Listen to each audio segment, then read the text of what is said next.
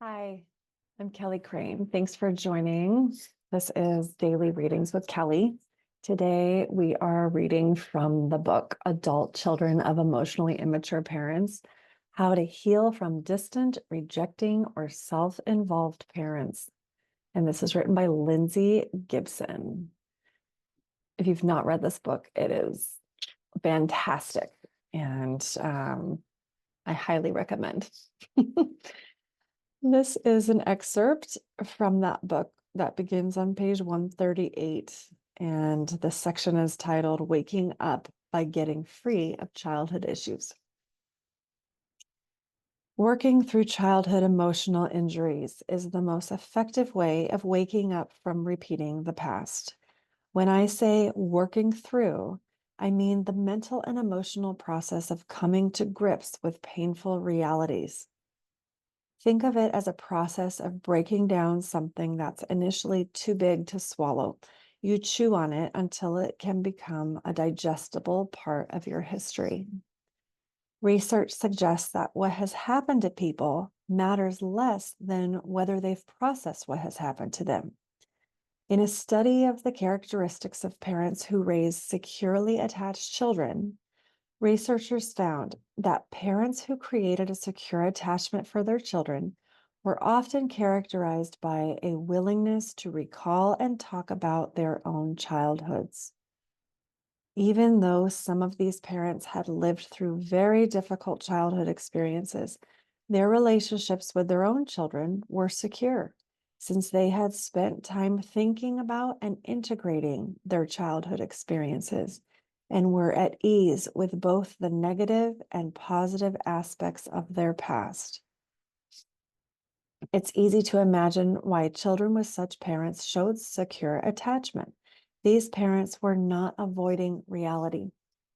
Because they had addressed their own past, they were fully available to connect with their children and form a secure attachment.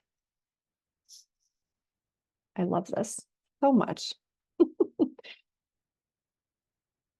So all of my training as a counselor has come from attachment theory, really strong in attachment theory. So I really love this. Coming to grips with painful realities. Okay, so if you are a parent, your job is to do the work required for you to heal from your own childhood.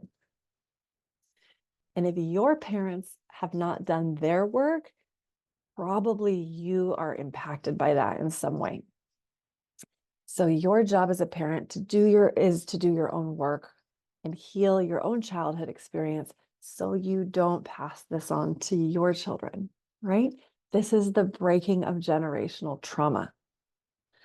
So I love this because these parents who created secure attachments for their children, okay, often characterized by a willingness to recall and talk about their own childhoods.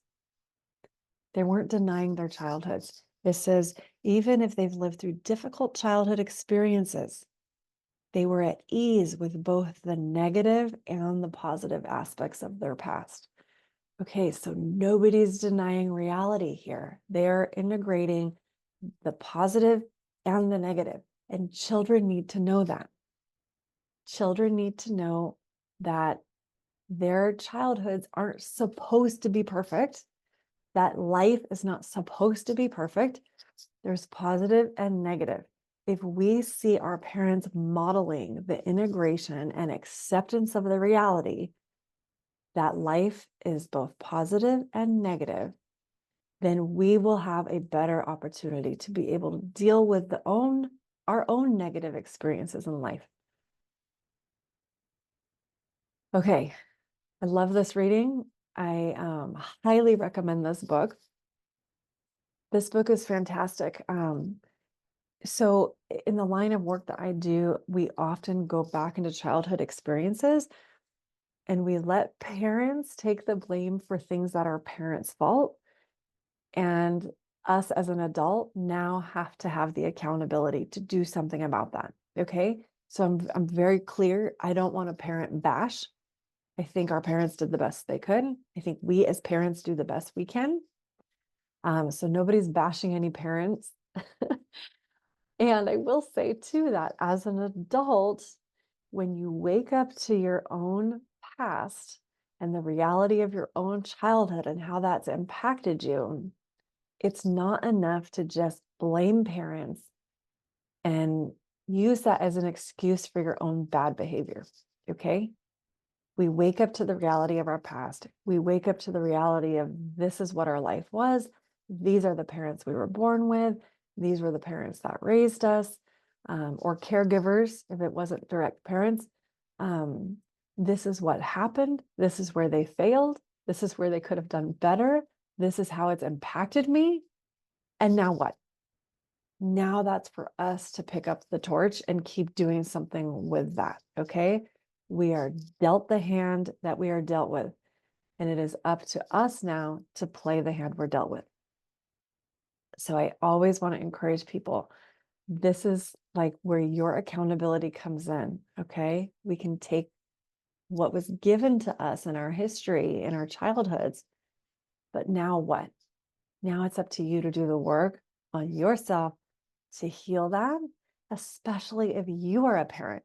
It is your responsibility to heal yourself so that you break the generational trauma in passing all of those wounds onto your kids. Okay, and then I'll carry on real quick with the summary part of this chapter. The true self will find ways to express itself, even in the face of efforts to play a role or live out a healing fantasy. If you don't know what that is, I suggest read the book. It's really, really good there. It's just implying in certain families, we have roles. And if we're trying to carry on the role into adulthood, and that's not our true self, we're going to have some problems here. When people have ignored their true self for too long, they may develop psychological symptoms. Waking up to the needs of the true self can initially feel like breaking down. Panic, anger, and depression are just a few symptoms that may signal an emotional awakening to better self-care and healthier values.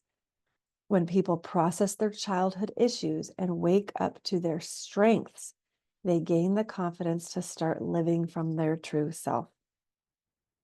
Okay, such good stuff.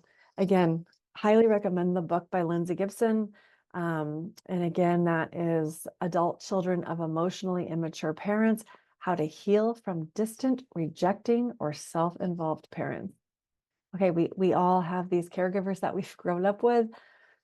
My guess is that they were not perfect because humans aren't perfect. So this book is a really good intro into like how to process our own experience of our parents in our childhoods, why we feel some of the stuff that we feel in our adulthood, and what to do about it now.